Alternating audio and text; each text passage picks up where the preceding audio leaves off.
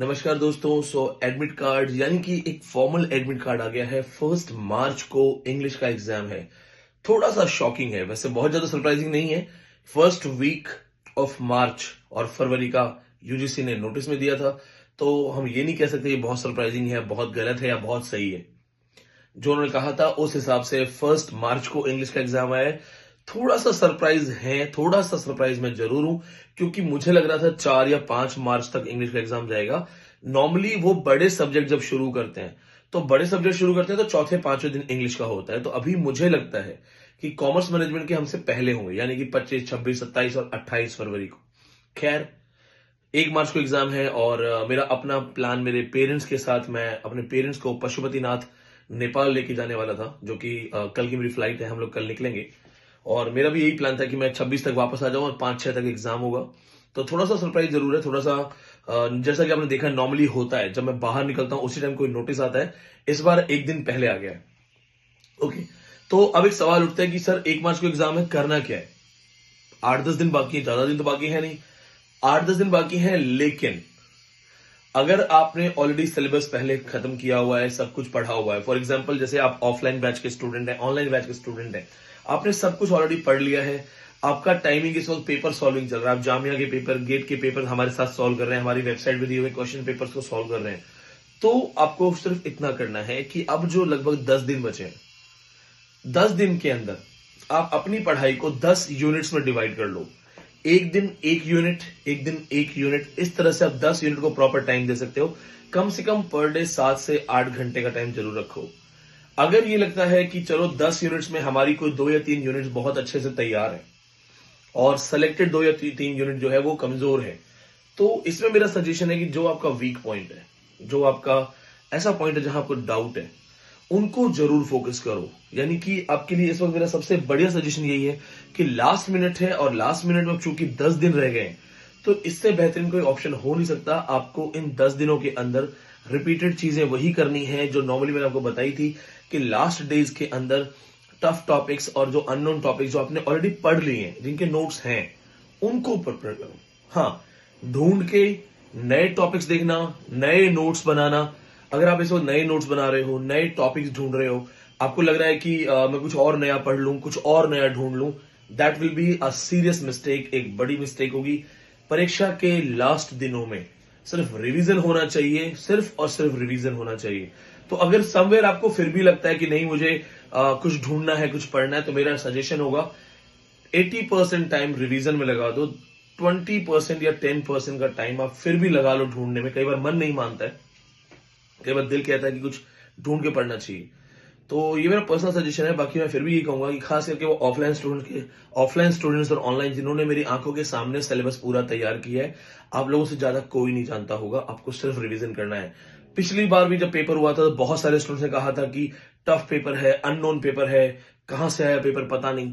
उस वक्त मैंने आपको एक बात बोली थी वीडियो में कि एक बार जब हमारे स्टूडेंट्स रिजल्ट लेके आएंगे तब मैं बताऊंगा कि पेपर टफ नहीं था, आसान था। तो आपको मैं उसी विश्वास के साथ कहना चाहता हूं दोस्तों, पेपर आपको आसान लगेगा। आपने मेहनत की है, आपने सब पढ़ाई की है, अब ये 10 दिन सिर्फ रिवीजन करो। और अगर आप मेरे मेथड्स को जानते हो रिवीजन करने के, तो मेरा जो मेथड है या तो वो फॉलो करो। अगर आपके अपने मेथड्स हैं तो अपने मेथड्स को भी रिलीजियसली फॉलो करो। ये एक ऐसा समय है, इसमें आपको अपनी बड़ी हैवी भारी भरकम किताबों को हटाना है। सिर्फ आपके जो नोट्स हैं, क्लास नोट्स हैं, रफ नोट्स हैं, उनको ज्यादा चेक करो। एक मैं यहां पे छोटी सी चीज आपके लिए कर देता हूं, वो ये है कि जिनको अभी भी लग रहा है कि डाउट है, इस किताब को मंगा लो और लास्ट मिनट रट लो। ऑफलाइन बैच के स्टूडेंट को याद होगा, मैंने उनको एक किताब दिखाई थी और मैंने कहा था कि जब कुछ ना समझ में आए और कुछ ऑप्शन ना लगे और अपनी पढ़ाई पे डाउट हो, तो सिर्फ ऊपर वाले का नाम लेना और ये पूरी किताब चाट जाना। 10 दिन में तो कर सकते हो, कर सकते हो ना? तो 10 दिन में दोस्तों ये किताब आराम से चाट जाओ। ये मैंने लिखी है नेट और सेट के सारे पेपर्स को कंपाइल करके, उनके मोस्टली क्वेश्चंस। इन शॉर्ट ये मान लो कि ये पिछले 7-8 साल के नेट और सेट पेपर के सॉल्यूशंस हैं। डायरेक्ट हेल्प हो जाएगी। 35 से 40 क्वेश्चन एज इट इज मिल जाएंगे। अगर नहीं है तो अभी भी अमेजोन पे ऑर्डर करो, विद इन 1 और 2 डेज आ जाएगी। आपके नियरेस्ट बुक शॉप पे होगी। This is one of the last suggestion जो शायद, और हाँ, अगर इसकी वजह से क्वालिफाई हुआ तो बताना जरूर, क्योंकि हर बार बच्चे लिखते हैं, ये लास्ट मिनट रामबाण है, पेनिशिया है आपके लिए। विद दिस थिंग, एक सिंपल सा लास्ट मैसेज, एज ऑलमोस्ट 10 दिन रह गए हैं, तो अपनी डाइट, फूडिंग हैबिट्स पे ध्यान दो। गलत खाना या कोई भी ऐसा खाना जिसकी वजह से आपको फूड पॉइजनिंग हो, गैस हो, गैस्ट्रिक इश्यूज हो, जिसकी वजह से आपकी पढ़ाई खराब हो, ये मत करना, क्योंकि दिन नहीं है हमारे पास नुकसान करने के लिए। दूसरी चीज, आपकी स्लीपिंग हैबिट्स, कोई फायदा नहीं है अगर आपने खूब पढ़ा और आप सो नहीं पाए और आपको एग्जाम में नींद आने लगी, या एग्जाम में आपके दिमाग ने आपका साथ छोड़ दिया, तो ये गलती नहीं करना। तीसरी चीज, सोशल मीडिया को इस वक्त टाटा कर दो, क्योंकि अब लास्ट दिन है, तो सोशल मीडिया पे रूमर्स भी आएंगी, लोग आपको आपकी पढ़ाई से विड्रॉ करने के लिए भी करेंगे, मोटिवेशन भी दे सकते हैं, खराब भी कर सकते हैं। गुड और बैड दोनों चांसेस है। मेरा सजेशन है, अब 10 दिन बाकी है, किसी की मत सुनो, सिर्फ पढ़ाई पे ध्यान दो। अब कान बंद करो और सिर्फ आंखें लगाओ नोट्स के ऊपर। इन सारी चीजों के साथ मैं जुड़ा रहूंगा, मैं लगातार आपको लाइव क्लासेस के थ्रू गाइड करता रहूंगा। मेरी कोशिश होगी कि मैं अब्रॉड जहां जा रहा हूं, यानी कि नेपाल जहां जा रहा हूं, मैं वहां से भी आपसे जुड़ा रहा हूं लाइव क्लासेस के थ्रू। तब तक आपको भी अपना विश्वास मेरे साथ जोड़े रखना है, लगातार टच में रहिए। पब्लिक नंबर मेरे पास रहेगा, कोई भी सवाल हो आप 8810289637 पे डाल सकते हैं। अगर आप हमारे रजिस्टर्ड इंग्लिश लिटरेचर के स्टूडेंट नहीं हैं, तो भी ये एग्जाम टाइम है, मैं आपकी हेल्प करूंगा, सेल्फलेस हेल्प होगी। आप मुझे मेंशन जरूर कर देना कि आपका नाम, आपका स्टेट क्या है, और आप रजिस्टर्ड स्टूडेंट हैं या नहीं। उसका सिंपल सा रीजन है, मान लीजिए आपने एक सिंपल सा सवाल पूछा, आपने पूछा सर मेटाफिजिकल राइटर्स में मुझे जॉन डन के अंदर क्या क्या पढ़ना चाहिए, तो अगर आप रजिस्टर्ड स्टूडेंट है तो हो सकता है मैं आपको सीधा बोलूं कि क्लास में पढ़ लो, जो मैंने आपको भेजा था वो पढ़ लो। तो आपको बताना पड़ेगा कि sir I am a new student, ताकि मुझे पता हो कि इस बच्चे के पास वो मैटर नहीं है, मुझे इस बच्चे को मैटर देना चाहिए या हेल्प करनी चाहिए।